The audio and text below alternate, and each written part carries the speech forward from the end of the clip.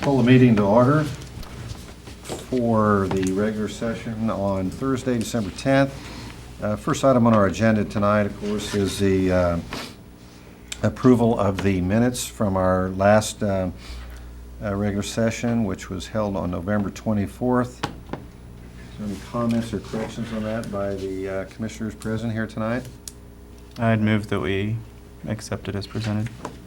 I'll second that. We have a motion and a second to accept the meeting minutes as presented. All those in favor say aye. Aye. Aye. Opposed, nay. Motion carries 3-0. Next on our agenda is citizen comments. At this time, any member of the audience that wishes to address the committee on non-agenda items can please come forward and state your name for the record.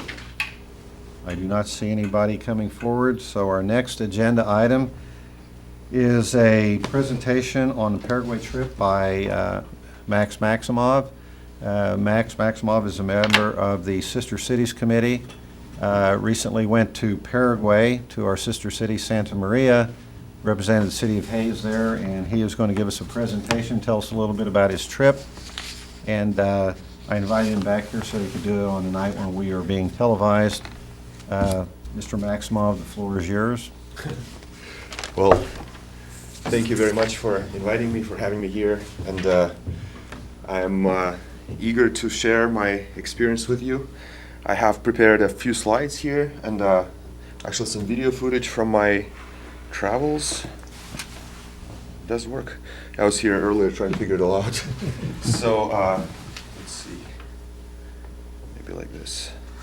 Oh, I guess this works too. Yeah. So Paraguay is, of course, in the southern kind of half of South America. I went there in early August. In fact, I was actually coming back to the States from Europe. So I did this, and then I stopped in Panama, and then flew to Paraguay, and then back to New York, and then to Kansas. So it was a very, very long trip for me. But it started with, of course, everybody knows that we have a sister city in Paraguay. The relationship with the sister city is has about 40 years already. It was started in the 70s by Mariana and Ross Beach, and it's. I did not know a whole lot about especially the older days of the partnership until I was in Paraguay, and I have a couple of stories to tell about that. But we in the Sister Cities Committee, when I started serving there 3 years ago, we're going to start to take inventory of all the contacts we have with the sister cities. What can we do? What kind of a partnership is there? What do we want for the future? And it resulted we really didn't know anybody actively. There was not a person's name, a telephone number, an email address. And so, as I briefly mentioned last time I was here, and I don't want to repeat myself, I started doing research. I found a person who said he would help me get connected with somebody maybe in Santa Maria. So everything was very iffy.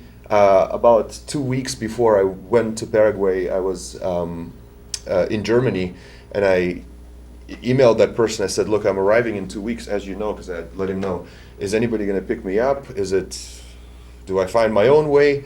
And of course, Santa Maria is roughly right here. It's about 250 kilometers south of Asunción, so about 130, 140 miles. And he basically said, well, you can take a bus, but I wouldn't recommend it because they, function in theory. I wouldn't recommend renting a car. So in essence, no, and I cannot drive you either. Well, I have a close friend who lives in Paraguay, and I'm actually coming to him in a second. This was right from my travels. Going to Paraguay was also, ever since I had started studying Spanish, was a dream, in a sense, a dream come true. I became a millionaire for the first time in my life. I had 250 euros left from my time in Europe, and I exchanged them for about, I think, 1,200,000 Guaranis. And felt very happy about it. Of course, I'm back to non-millionaires very quickly. It lasted 2 days. But this is Luis, and Luis was actually a student here. I met him in Hayes 17 years ago. You probably also know that the state of Kansas and the country of Paraguay are partners. And one of the renditions of this partnership is that the Paraguayan students, when they come to study in Kansas, not just in Hayes obviously, but everywhere in the state of Kansas, pay in-state tuition. So that's why we have quite a sizable influx, not so much at Fort Hays, but universities like Wichita, K-State, and KU have up to 40 Paraguayans per semester. So many of them do take advantage of that. Luis, as I said, and I, we met a long, long time ago. We had not seen each other since. We've been in irregular contact. So I called him, and I knew he was going to pick me up from the airport, but I said, I really don't know. I'm at my wit's end. He's like, no, I've taken the week off. We'll go to Santa Maria together. Don't worry about anything. And it was a great relief. I was received by, what you see here is ASADO Paraguayo. This is a typical meal for 4 people. It could feed probably the entire audience here easily. But that's just how people eat in Paraguay. It's a very, very meat-eating country. It's very fresh, very tasty. Paraguay has become, it's rivaling Argentina now in meat exports. And of course, Argentinian meat is very well known in the world. So yeah, it was lovely to partake in it. And then we headed to Santa Maria, and I have a few, I think the saying goes, it's better to see once than to hear 100 times. So I'll play a couple of segments here, just to see what the Paraguayan countryside looks like. Okay, we just entered the town of San Miguel. We're about halfway between Asunción and Santa Maria. Just stopped for some lovely fish. The roads are terrible. And I just thought I'd press record to kind of have a look at what down here looks like. We passed a number of them already, so this is San Miguel. So this is also from the road. Essentially, I should probably also mention that this was, as I said, early August, which means it's like early January for us, but the weather was in the upper 80s, lower 90s, so the concept of winter doesn't exist really, and which is very unfortunate for me. I like it. I like cooler temperatures, but it's fairly flat, and Santa Maria is located right here. So Asunción, it's right here. So in the district Misiones, there are various districts in Paraguay, and this is one of them. Misiones stands for missions, and it refers to the times of when Jesuits were in South America, and they established missions. There was a war, the War of Triple Alliance against Paraguay, and it lost much territory in those days in the 1800s. So all of this was old Paraguay, and all these missions that are now in Paraguay, in Argentina, and even in Brazil used to be in old Paraguay. Only 8 of them are now in what's today's Paraguay. The missions, I actually got to learn quite a bit about their history. Of course, Santa Maria is one of these missions as well, so all this knowledge is very pertinent. They were, as I said, set up by the Jesuits, and they had all kind of very similar layout. There was a plaza, and of course we have plaza in Santa Maria, a church, administrative buildings, and then basically the buildings where the locals would live. And there would be 2 priests at a time in a given mission, and they would stay in a single mission only 2 years. They'd have to rotate, I guess for reasons of preventing corruption and I don't know, things like that. And the chieftains of the Guaranis, of the indigenous people there, also kind of help them administer it. And some missions, to give you an idea, had between 6,000 and 8,000 people living in them. So the Jesuit priests were, of course, spreading the word of the Lord and educating, but also just kind of like managing and running the communities. And so this is the beginning of Santa Maria. This is not Santa Maria, essentially, actually in this picture, but they all look exactly the same. And the only difference is how much or how little is left in a given town to this day. And Santa Maria has actually quite a bit left. So on the way to Santa Maria, we stopped in 2 other missions which were on the way. This is San Ignacio, the larger one. It's only about 15 miles away from Santa Maria. It has this beautiful church. And Santiago Apostol, which is also maybe 30 miles away from Santa Maria. And they all, they all have something special about them, but they also look very similar. And then this is entering, I believe, Santa Maria. So I was very excited to get to Santa Maria. So we are finally entering Santa Maria. Check out the sign over the street ahead of us. Just a little bit.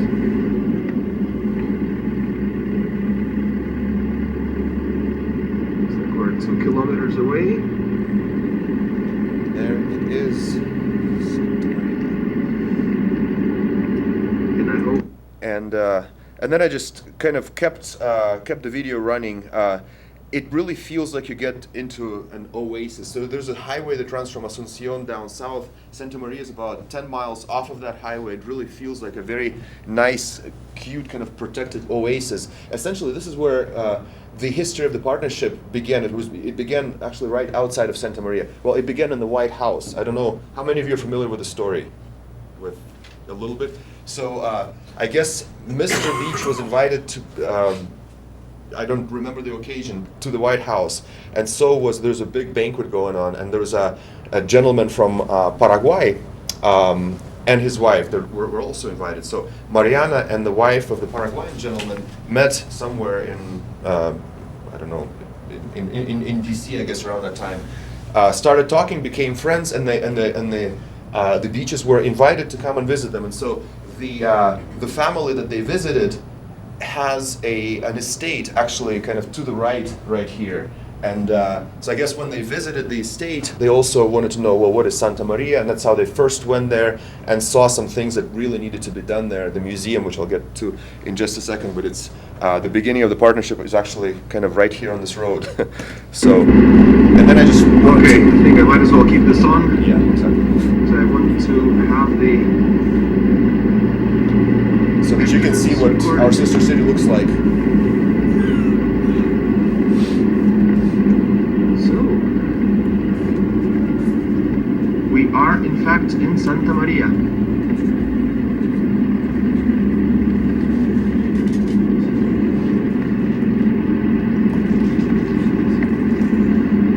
It is as plain as Kansas, of course, as one can see. It's a bit greener. And Santa Maria is smaller. It has 4,000 people and 4 schools. Santa Maria is also the county seat for the county of Santa Maria, which in total has about 8,000 people. Colegio, which is a middle school. So at this point, I still didn't know what I was doing. I was supposed to find the plaza and then call this woman by the name of Cayetana, and I was told that she would take care of me. So that's about as much as I knew at this point. No, te lo mandó él.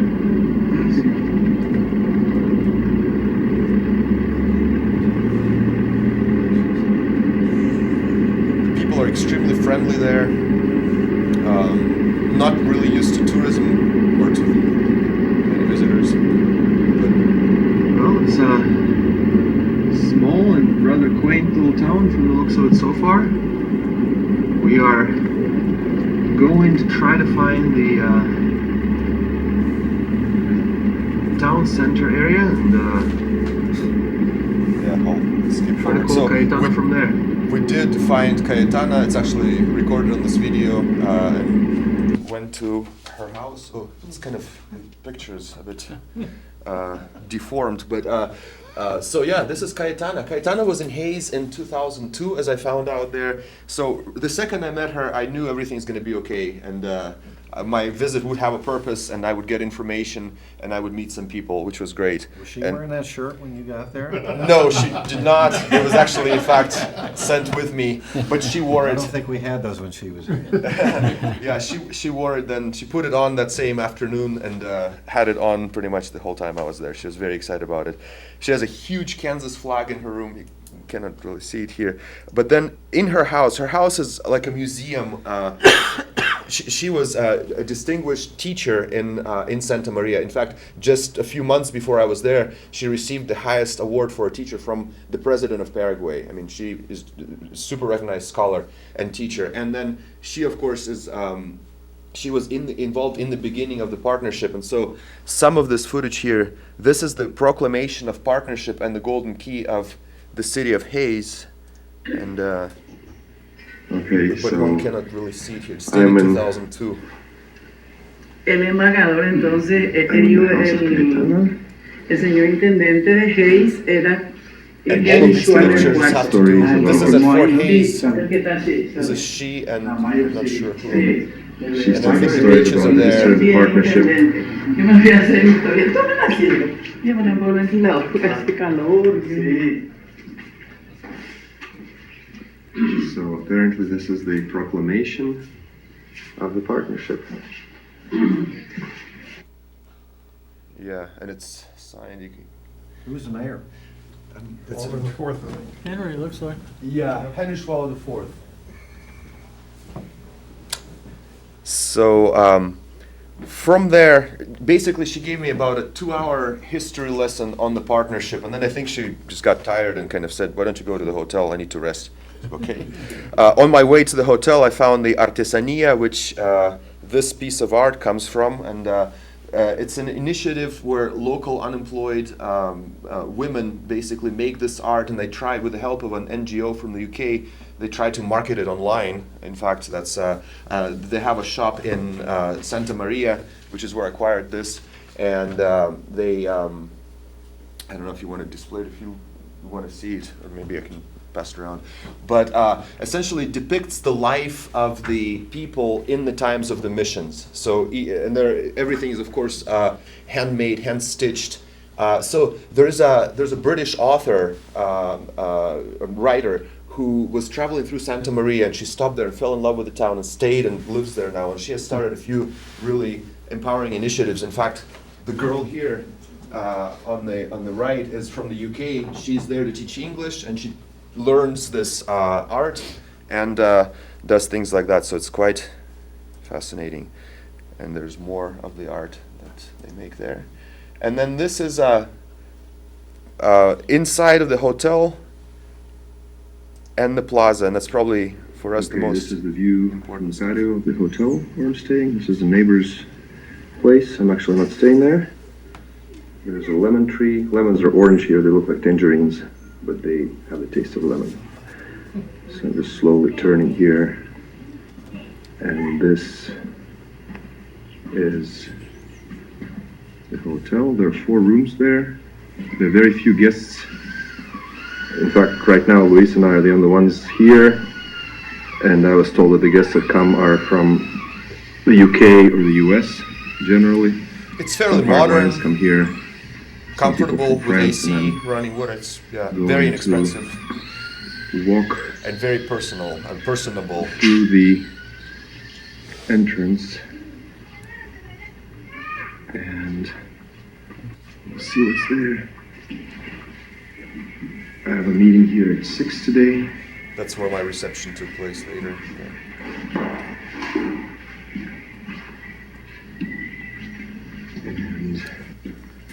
And this right is- here is the Well, this is Luis's car in the front of the hotel, So that's the plaza there. right here. And the Artesanía, which is where I was filming before, is just down the street. And this is the historical plaza of Santa Maria. In fact, they were reconstructing it as I was It's there. as old as the town is, which is from 1678, I believe. Don't quote me on that. But I'll have the exact date later. In the back there is the Church of Santa Maria. And I'm walking straight to the... Yeah, they're doing construction work. So Cayetana's place is actually behind the trees on the other side of the plaza. And that's the building far there is where I'm going to in a little bit. That's the museum. The building straight ahead is the museum, and it's And actually from the they're original times of reconstructing the the mission. plaza. So it's- This can be seen. I don't know if you can see the chickens. They just kind of roam freely here, which I think is really cool. And I am turning to the cross of Santa Maria, which is the oldest thing in town. And it was brought here when the Jesuits came. And behind the cross is the plaque that was created with a donation of $250 sent from the city of Hayes to celebrate 25-year anniversary. This year is actually 50th anniversary of our partnership, 40th. I think, right? No, 40th, sorry about that. But basically it says the Cross of Foundation of the Mission Santa Maria, the Jesuit Mission Santa Maria, in gratitude to the sister city of Hayes in the United States, 1975 to 2000.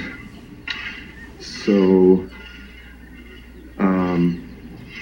right there on the other side is where, you cannot see it with the sun, not as well I guess, is where one of the two primary schools in the town And this is in fact is located, and I have the I information repeat about the it, I schools. just find it so fascinating. So I'm just gonna walk here a little bit and capture the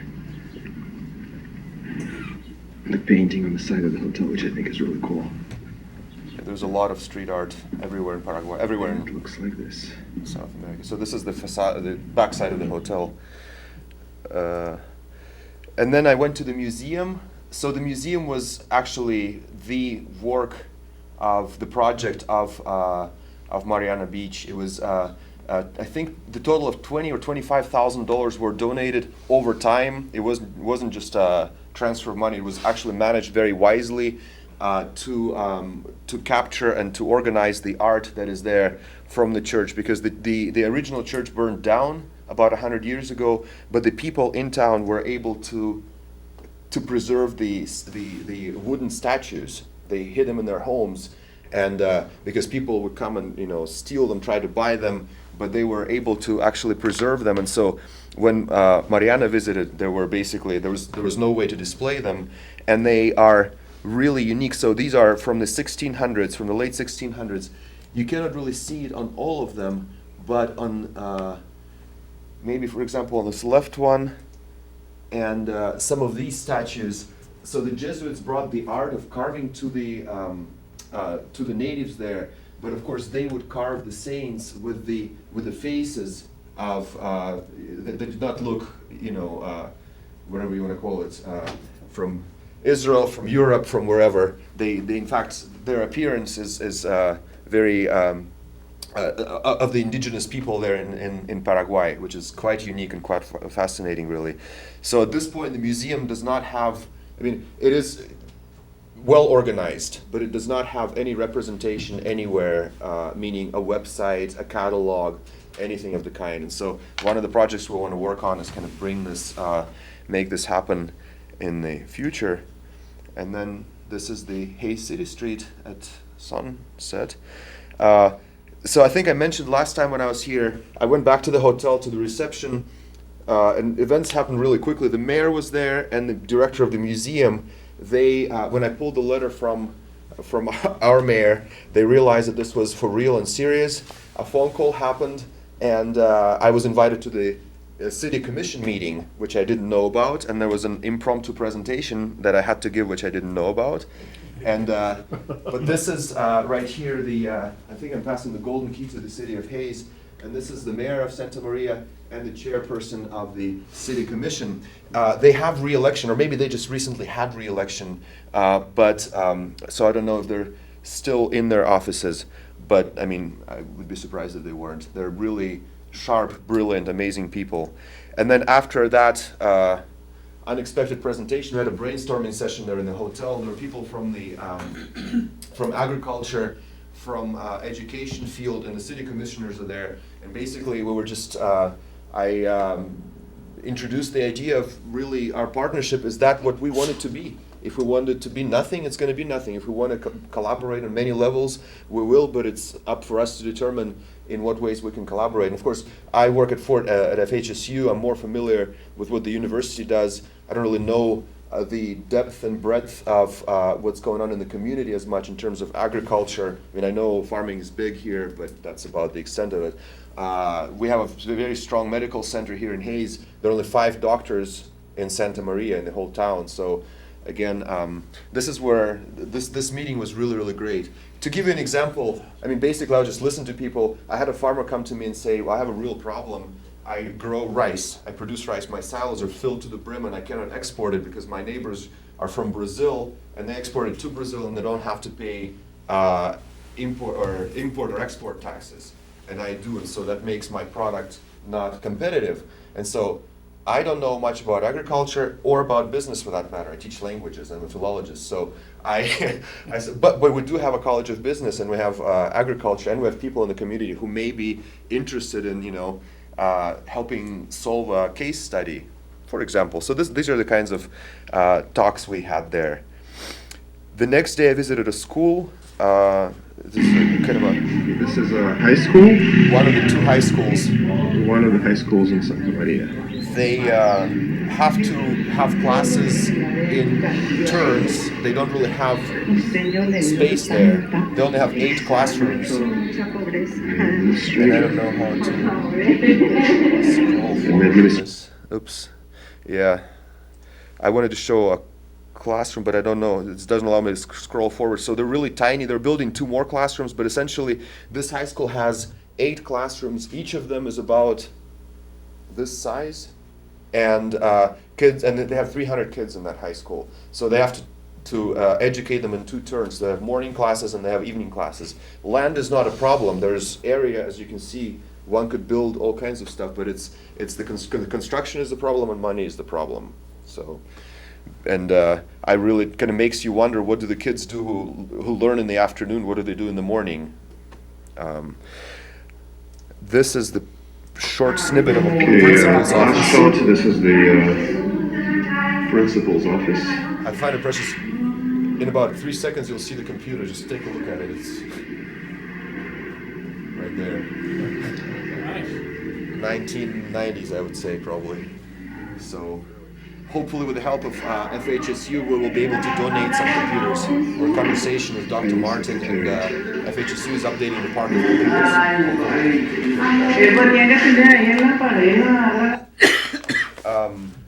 And then it was insisted that I go back to the mayor's, to the city hall. It was decided basically before I could say anything. So before I would leave, I was told that I had to show up there. I didn't really know for what, but this is kind of Okay, this is the entrance into the city hall of Santa Maria, and that's where I'm expected right now. Mopeds are used all over the place, and I've seen up to 5 people at a time on a moped moving. That's crazy. So what happened in this city hall was I was actually able to view this precious document. It reads, this is, it's amazing that they have it. I really think we should get a copy of this if we don't have a copy in our archives. It was signed, of course, in Hayes on October 25th, 1979. Dan Rupp was the mayor, it looks like, from the signature of it. But it says here, on the glorious occasion of the dedication of the Museum of Santa Maria, the citizens of Hayes send their heartfelt congratulations to the people of Santa Maria for the success of our joint efforts to preserve the priceless religious artifacts of Santa Maria. And it is a really, really beautiful document. I wonder if we have maybe a copy of it somewhere in archives, but it would be amazing to display. If we don't, I'll ask our friends and partners there to make a high quality color copy of it, and it's quite something. So, and then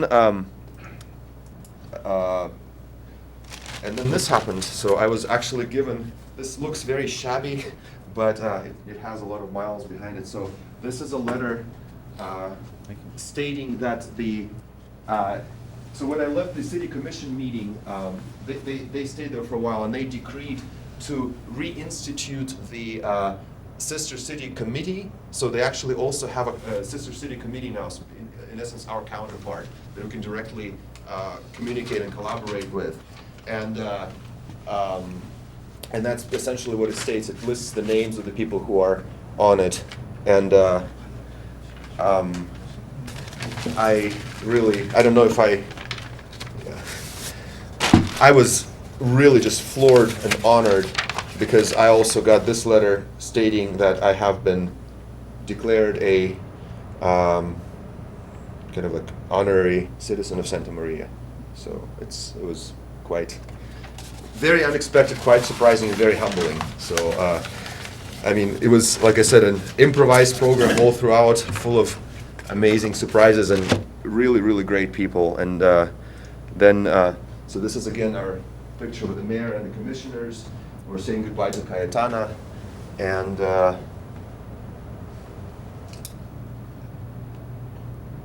that's outside of Cayetana's house. I think somebody was fixing her roof. So the sky's the limit. I would be happy to answer any questions you might have, entertain any, basically invite you to think of any ways in which we may collaborate. I do know, I have a rumor, or heard a rumor that some people from Santa Maria would like to be invited and visit us. We of course have in 2017 a celebration, so maybe that would be an occasion. And they would be more than happy to receive anybody, an official delegation or people from, different branches of just, let's just say some people from the agriculture business wanted to travel and just take a look around. Anybody from Hayes is going to be extremely well received in Santa Maria, always. That invitation is always open and standing. So, any questions, maybe? Well, first of all, a comment. I appreciate the report that you brought back on this. I got to hear a little bit of this yesterday at the Sister Cities Committee meeting, but I really appreciate you going down there, and it appears you did a great job of representing us. But mainly what I'm interested in here is that we've kind of revived that, I'm not sure where that, the interaction between the two countries or two cities broke down, but I did not know about the Kansas thing until the other day, that Kansas is a sister state, I guess you could say, of Paraguay. So that's pretty interesting. And there are two committees. There's a Kansas-Paraguay Partners Committee, right, and there's the counterpart exists in Paraguay, and they collaborate. They enable exchanges of professors, universities. They move goods. There was a donation by the firefighters of Kansas to the firefighters of Paraguay. It took forever and a half to get the equipment there, but eventually it did happen. Actually, it was on a Navy jet. It was flown by a military airplane. It was the easiest way to do it. Crazy stories there, but yeah, it's quite an asset for us as well, because if we do, for example, as I mentioned before, one idea is to hopefully it'll materialize that we, with a new computer park at FHSU, might be able to donate some computers to the schools. I brought these statistics yesterday. They have 1,800 school-aged kids and 35 computers available to kids, teachers, and staff of the school district, all combined. So, and you saw one of them. Yeah. But committees like that or groups like that will be an asset for us, and we would really like to see, as I said, multifold kind of levels of collaboration. As we discussed yesterday, it would be great to have a standing representation of our partner city with originals or copies of these documents, maybe with some art that they produce and we can have on display. If they want to be invited, maybe we can link it to inaugurating something like this if it didn't come to pass. But basically, to bring the awareness into the community that we in fact do have a sister city, and there was a glorious past, but there's also a future that is in our hands to determine. So. Comments or questions? I'm really glad that you came back. I enjoyed the presentation. I'm glad that you came back and brought all of that back. There's a lot of history there that I didn't know. I did too. I enjoyed it a lot. Thank you for documenting it so well. And great presentation. Thank you. Thank you very much. Again, we, and I'm speaking on behalf of our committee now, we meet monthly. Would be always happy to have any of you there, because Paraguay is really on top of our discussion list. We have some projects that are happening already, and so to have your input or your ideas, maybe if you discuss things and come up with ideas, really just run them by us. We have, unlike the times like a year or two ago where I didn't know who to contact, now we have a full line of contact, and if I need to link somebody from agriculture business here with someone there, it's going to be easily accomplishable now. Education's the same, so. Yeah. Okay. Well, I think you'll probably have some input the next time there's a group or from Hayes, I think, that decides to go down there. You can probably provide some helpful information. Thank you very much. Thank you. We'll be in touch. Thank you. Next item on our agenda is consent agenda. We've got some cereal malt beverage license applications, some appointments to the Convention and Visitors Bureau. If anybody has any comments on those, a lot of the cereal malt beverages are just annual renewals and so forth, so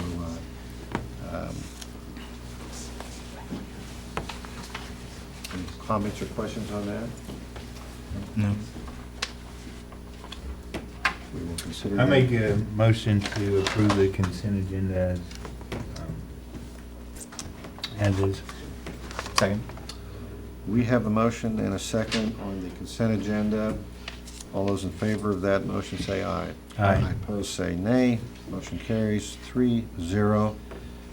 Unfinished business, I don't believe we have anything to cover there, so we'll move on to new business. Phase 1 agreement with the CDM Smith for design build services at the wastewater facility. You want to segue into this, sir?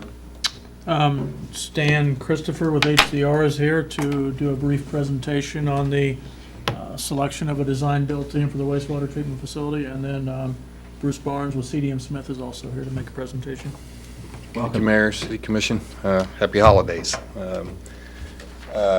As Toby said, I'm Stan Christopher, HCR. We're serving as owner's rep for the procurement and then the oversight of the design build process for the new wastewater or upgraded wastewater treatment plant project.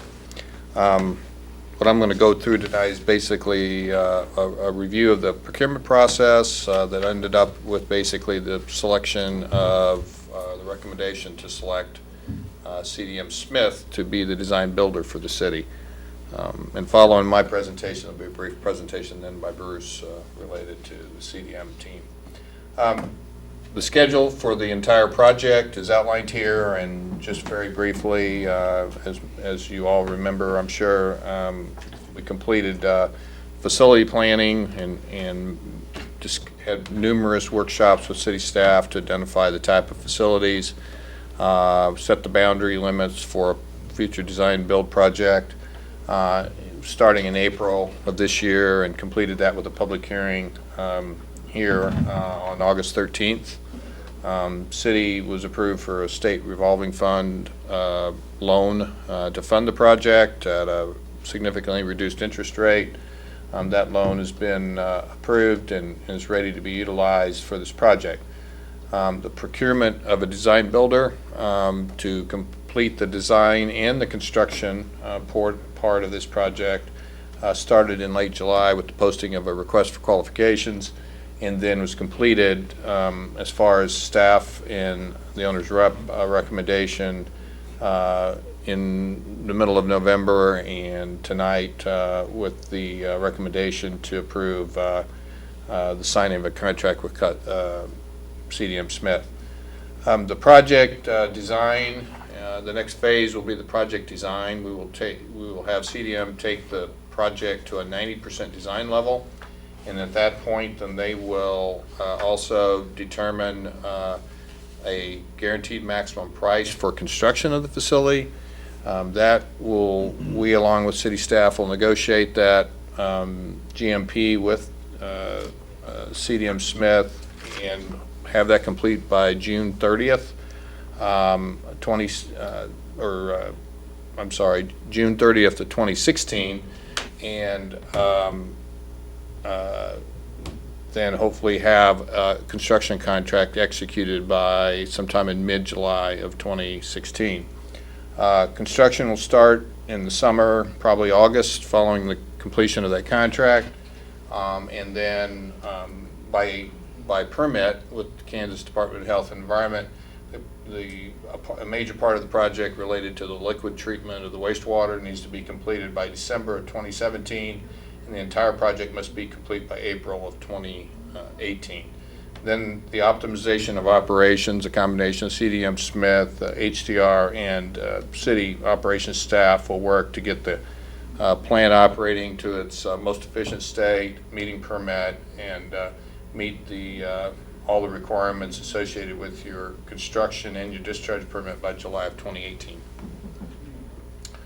Just a timeline on the procurement process. It started in July and is ending here with this City Commission meeting. As I mentioned, we put out an RFQ, posted it on the city website on July 27th, held a pre-submittal meeting for those firms that were interested in submitting on it on August 4th. The deadline for the submission of the qualifications was September 1st.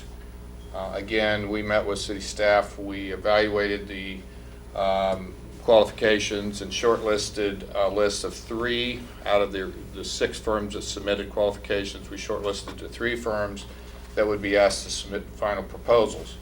The request for proposal was sent out to those 3 firms on September 14th.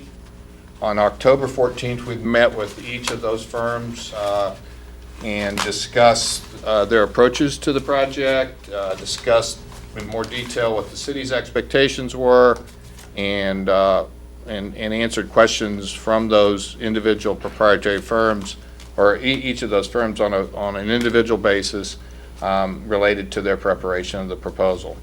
Proposals were submitted on November 3rd. We held interviews on November 18th and 19th, and then, as you know, we're here to ask, with a recommendation, and ask for approval to award a contract to the chosen design builder. The selection committee was made up of these individuals here: Toby, Johnny, Kim, Todd Powell, John Braun, Roger Morkey, Sean Swift, both in the treatment plant, and then at least through the proprietary meetings, Bernie Kitten was still with the city, and Bernie was part of the process. Consultants, myself, John Awizak, who heads up our design build department within HDR in the water group, and Tricia Quigley, who's also a design build specialist. After review of this, this is the 6 firms that submitted requests for, or statements of qualifications. As you can see on here, CH2M Hill, UCI Contractors from Wichita, Black and Beach, Garney from Kansas City, Crossland Heavy Constructors from Columbus, Corello Design Group, Kansas City, Missouri, CDM Smith from Wichita, and Burns McDonald, CAS from Kansas City. After reviewing those submittals in September, then we recommended that, as a group, we recommended that the 3 firms, Black and Beach, Garney, CDM Smith, and Burns McDonald, be asked to submit final proposals. And after the proposals and then the interviews on the 18th and 19th, we ranked the firms in the following order: CDM Smith first, Black and Beach, Garney second, Burns McDonald, Cass third. The selection committee and ACR recommended the selection of CDM Smith as the city's design builder, primarily based on these 4 attributes. One is their innovative ideas to improve treatment and save costs. Second, their willingness to meet all the city's contract requirements. We provided them with the draft contracts with all the terms that had been recommended by HDR and approved by the city and the city's attorney, and asked them to provide us red line copies of any changes they requested. And in the end, by the time the interviews were done, CDM had basically accepted all of the documents without any changes, and so that was an attribute that was a positive thing in their selection. Their intention is to complete the project for or less than the city's budget of $27.6 million. That budget was established at the completion of the facility plan, presented at the public hearing, and also the number that's being used, along with other costs that are not part of the design and construction that will be funded through the state revolving fund. And then the commitment to move, their design and construction office immediately to the city of Hayes, set up an office trailer out in at the treatment plant, and start meeting on a regular basis and designing and bringing their construction staff starting early in January. So they're going to be here. They're anxious to move forward and get going on this project. So our recommendation, HCR's recommendation as your owner's rep, is to execute a contract with CDM Smith for Phase 1 services, which includes completion of the 90% design and the GMP development by June 30th, 2016. Their contract price to complete that work, both the design and the cost estimating and the bidding of the components of the plant to come up with that GMP for a total of $1,876,611. And issue a notice to proceed to CDM Smith by January 4th, 2016. In addition, we are anticipating at this time a kickoff meeting on January 7th and another meeting on January 8th to really get into the process discussions and design. So as they committed in their interview, they're ready to roll and we're ready to get it moving. So the milestones basically for this first phase, again, will be a notice to proceed on the 4th, a basis of design report, which will basically look at treatment alternatives and really put take the facility plan, look at the boundaries we provided them in the RFP and come up with the recommended type of treatment and process. Needs to be completed by January 29th. I believe we'll be back here the first two meetings in February to discuss that selection or that recommendation with the commission. Those two meetings. Then at the end of February, achievement of a 30% design milestone. The end of March, 60% completion on design. At the end of April, 90% completion of design. And then the month May and June will basically be costing out the guaranteed maximum price, and by July 15th, hopefully execution of a phase 2 or the construction part of this project. With that, I be happy to answer any questions. I think we covered a lot of this in our work session last Thursday, but if other commissioners here have some comments. I don't have any questions. You want to, Fine. I think Bruce is here and he's got a relatively short presentation to go through, and we move right into that. Okay. Please. Mayor, Commissioners, staff, it's great to be back here. Appreciate it. I'm Bruce Barnes, Vice President, CDM Smith, and proposed project principal for this project. I'd like to get right to the important things in regard to your goals and objectives. This is what I call top shelf goals and objectives, and our commitment to the City of Hayes on this project. That I think that if you saw our proposal was well backed up. Number one, use design and innovation, use innovation in design and construction to drive the cost of this project under your budget, and we're very, very comfortable with that we can do that. Number two, bid to best value, competitively bid to best value to give us a quality project in the end. And number three, use thoughtful planning to come up with a schedule that will beat your required schedule, saving us both time and money on the project. And those are our major commitments to you. Listen, think, deliver is an old tagline. I say old, it's well-used tagline from CDM Smith. And it's not just marketing hype. It's an overarching theme to how we do work, and it's especially important on this project. Throughout the procurement, in both the request for qualifications and the request for proposals, you clearly stated your goals and objectives on there. We were listening. In our proprietary meeting, we dug a little bit deeper with the selection committee members and asked them what their other concerns were on the project. We were listening then. We took all of these and crafted our project delivery plan and the approach in our proposal to address all these issues. And we presented these in our interview. Our project delivery plan, this is a 30,000 foot view. Phase 1, as Stan has talked about a little bit, is intense in the first part of Phase 1 in design. And the beginning with that is the process evaluation and selection, but it'll take us through design and then the GMP. The design, the collaborative effort with when we get together, with CDM Smith and HDR and your staff, that's where we're going to vet all the innovations that we've already discovered and come up with things to drive the cost down, but give you a quality product. The last part of phase one then will be our constructors getting busy with bid packages, bidding this, and making sure we get best value in competitive bidding to develop that GMP. So all the bidding on construction will go through you, it doesn't come to us? We will bid package, and it'll be an open book, Mayor. You'll get to see all the bids that we receive, and we'll decide collectively what bids to accept, based on value and pricing and all the criteria that we come up with collaboratively. And then when we get into construction, that's where we have very, very experienced constructors on our team. Steve Tanner, the project delivery manager and part of our construction group, has 38 years. He's been through this. He knows the pitfalls. We've actually scheduled this and given you a detailed schedule in our proposal. We believe we can beat your schedule by 45 days, maybe more, if weather permits.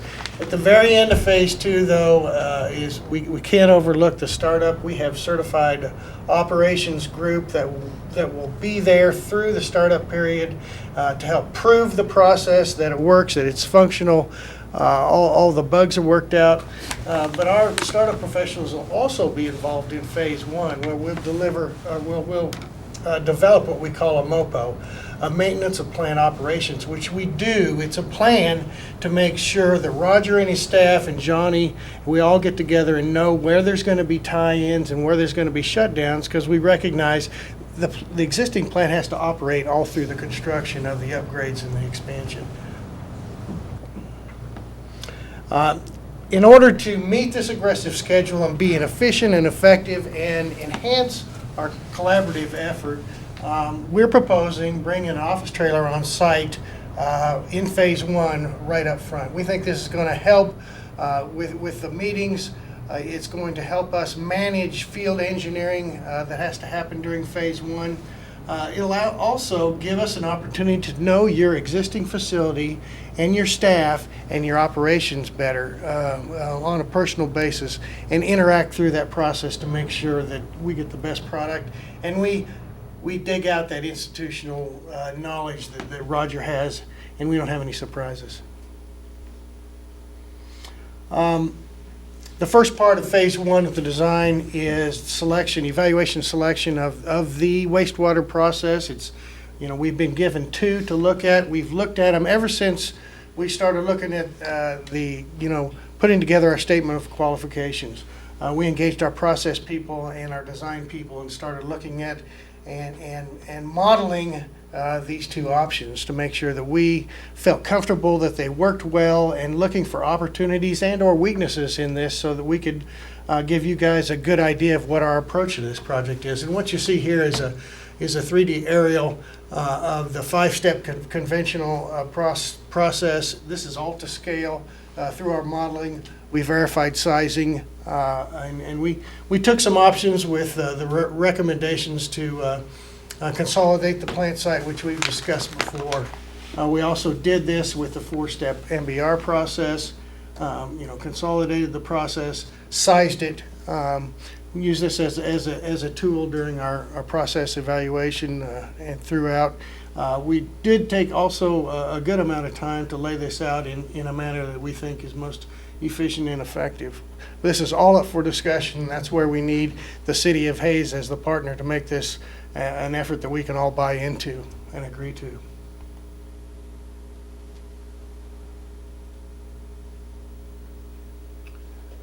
When we get into phase two in construction, I know this is a cliche, but safety is job one, and CDM Smith takes it very, very serious. We're a company that does $500–600 million worth of water and wastewater design build a year. We know what we're doing. We have a very, very good safety program that's evidenced by our EMR, which is our experience modification rate, which is 0.51, which is considerably under the industry standard, which is 1.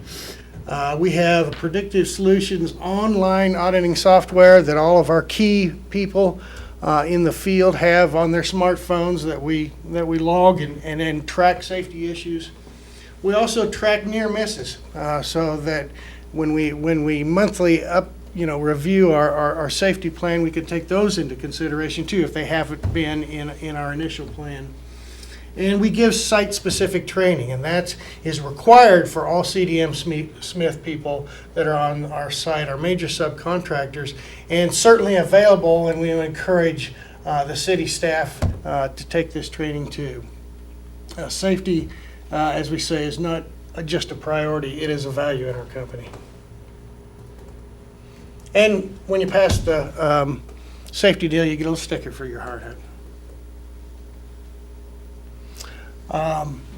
That's all I had. We really appreciate being in this position, this procurement. This is a great project, a landmark project for you guys, and very important one to CDM Smith. Any questions? Project that doesn't come around Hayes, Kansas too often. So. It doesn't come around Kansas very often. That's true, yeah. Need a motion? Either that or wouldn't hurt. I would move we authorize the city manager to sign a contract with CDM Smith for Phase 1, 90% design and GMP development for a contract price not to exceed $1,875,611, with this cost to be reimbursed to the city from the SRF loan from the Kansas Department of Health and Environment. Second. So a motion and a second for the approving the agreement with CDM Smith for design build services. Stan, did you have any more comments on this? No, I before don't. we Thank you. vote? And as mentioned in your timeline, we approve this, and then you start things rolling pretty much in January. First week of January and first week of February, we'll have a process recommendation back to you guys. I look forward to that. You're off to a pretty good start with your engineering fees being almost $500,000 less than the other two competitors, so I applaud you for that. I was looking at the line items, and the 60% milestone is considerably lower than the other two. I'm not familiar with how you bid that, so how did you come in so much lower than the others on the 60% design milestone? I couldn't be sure that we're comfortable with our fees though, and I think what you do see is the fee for the process evaluation was also considerably lower than our competitors because we've already done a lot of this work on our nickel, if you will. That was evidenced during the meetings that CDM had actually done more background work with process engineers and builders in the background to prepare for the presentations than the other two teams did. Well, thank you. It's nice to see that coming in so much lower. There were two things that I noted when I read through the proposals. One was, I don't think that the getting it done 45 days sooner can be underestimated, because this is not a water treatment plant where you dump in some chemicals and within so many hours or a few days you know whether or not things are working the way they should. It's a biological process that could take months to get it dialed in, and when we're working under a deadline and the threat of losing our certification from the state, an extra 45 days can be huge if for some reason something goes wrong during that startup. And it's nice to have that buffer to know whether or not the process is working right. Whether or not it saves money, in the long run, I think is just an added benefit. It's really just making sure that we don't get in trouble with the state. And then also, I'm not going to say that I understood everything that you had in there as far as innovation and ways to save money, but I can definitely count the number of things that you came up with, and it was clear to me that you had a lot more innovative ideas than the others. And I don't want to, having read through all the two of the proposals, I guess I won't say I read through the one that seemed like it was kind of on the bottom end, but we got really good proposals. So it's not like we're choosing, there were some bad proposals and we're choosing the best one. We're choosing the best of the best. So. And I appreciate that. And I also appreciate the process that you went through. I think it was very fair, straightforward, but it was very competitive too. And that's why we knew we have the people to put our best foot forward and show you what we can do. And that was our intent. I think as mentioned in our work session last week, that the procurement process with the interviews and so forth, and the work of Stan makes me feel real confident that we sought the best services out there. So I look forward to this project moving forward. Any comments? All in favor of the motion that we have on the floor for the agreement with CDM Smith for design build services, please say aye. Aye. Those opposed say nay.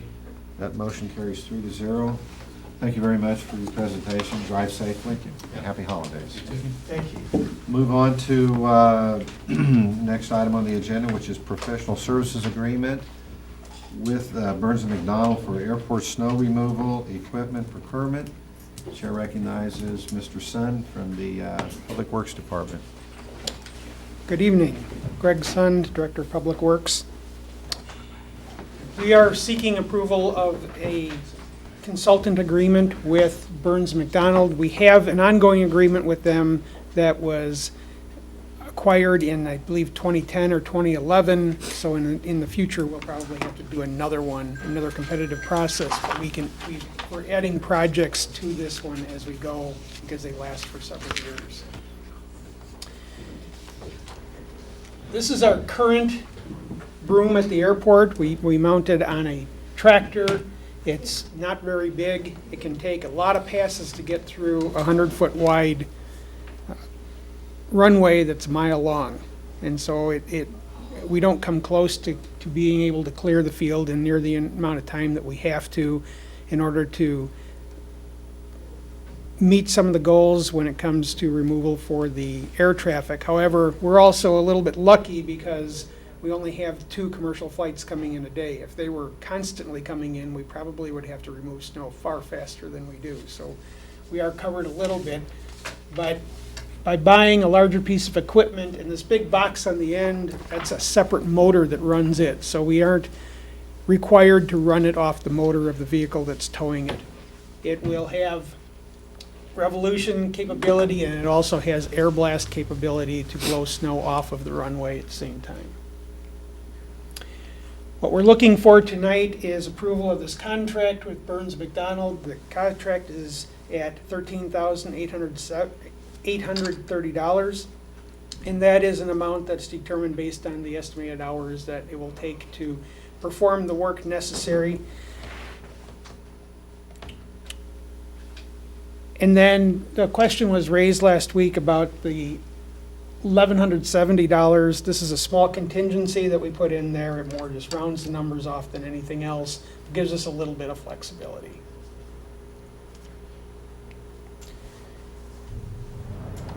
Some of the services they provide, bear in mind that the FAA treats all services, regardless what the project is, as if it's engineering services. In this case, it's really consulting services more than engineering services. But Burns & McDonnell staff met with us. We've met with the FAA. We've met with the state aviation people. We've had ongoing conversations with them throughout this process. We've gone through several iterations of what we should get for snow removal equipment. We originally thought, as was proposed in the budget, that we would get a large truck with a broom, but then we learned that the FAA requires that if we have a truck at the airport, it has to be a 4-wheel drive truck, which added considerably to the cost. And at one time, we were thinking of getting a truck and the pull-behind broom.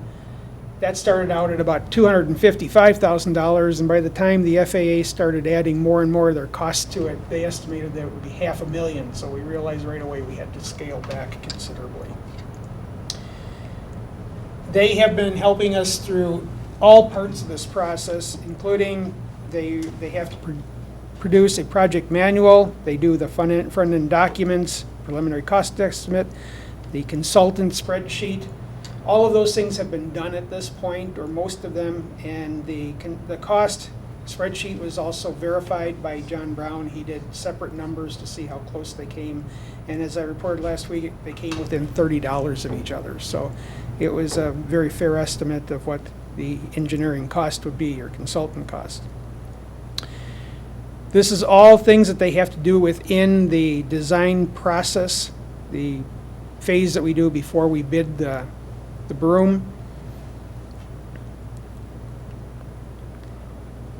In the bidding and construction award, they'll help us with advertising the project. They'll produce all of the documentation that they have to have. FAA is very big on what's called a Buy American process. They require that all of the items, contracts, everything that are done through their grant programs qualify as what's called Buy American, and that's a congressional act that was done. Where'd it go? I'll also,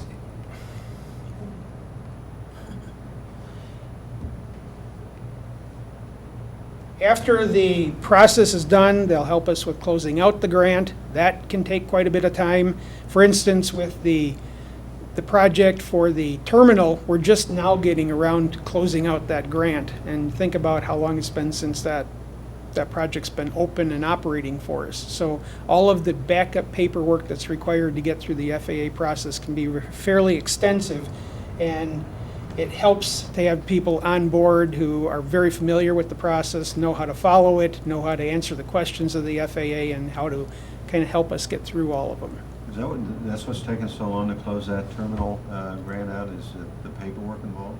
Yes. Wow. I didn't know.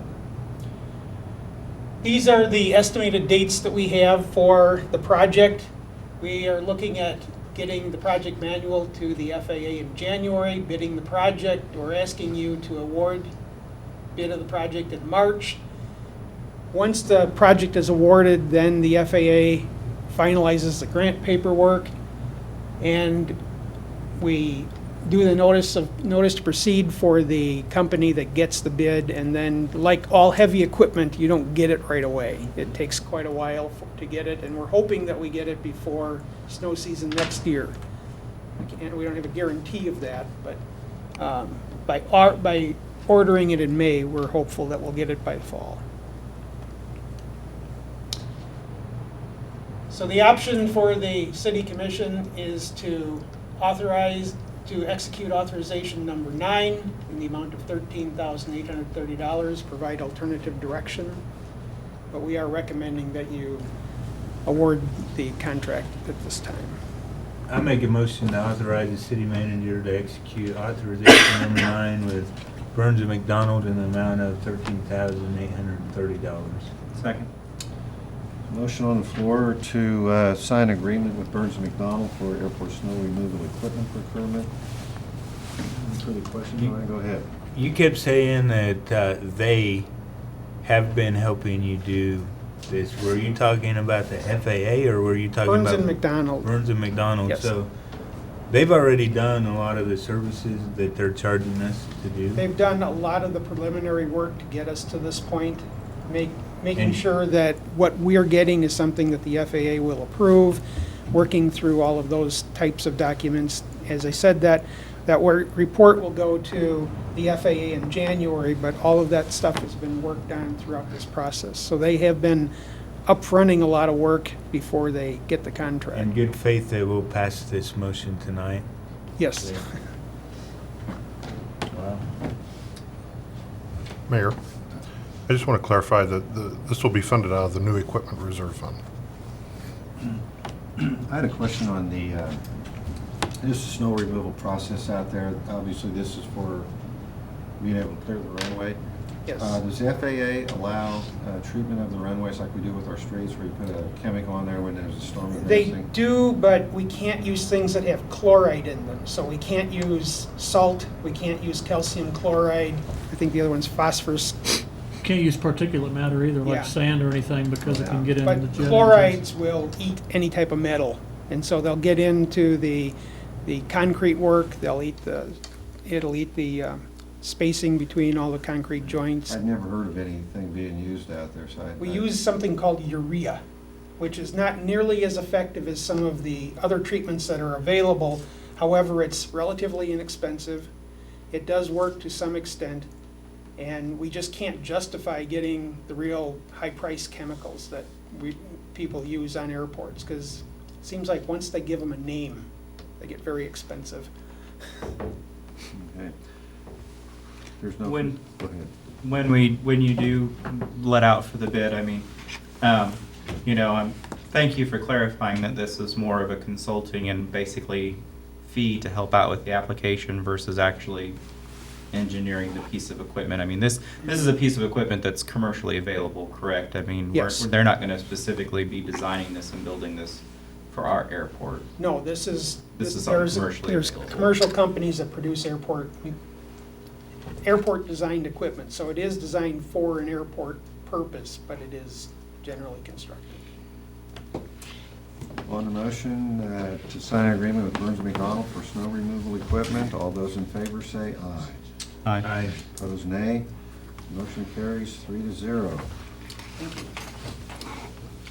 A report by the city manager. I have nothing. Commission comments? I don't have anything tonight. Don't have anything? I don't seem to have anything either. Is there a request for an executive session tonight?